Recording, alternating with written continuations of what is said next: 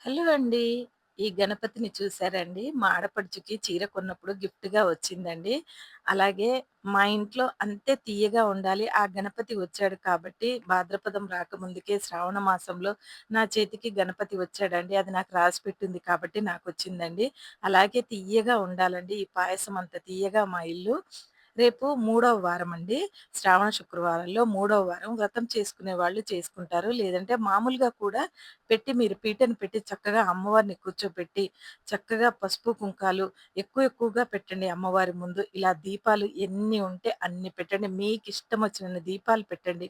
ఉంటే నేతితో పెడితే చాలా మంచిదండి. అమ్మవారిని అందంగా అలంకరించండి. పూలతో, పళ్ళతో చక్కగా అలంకరించి పంచహారతి ఇవ్వండి అమ్మవారికి.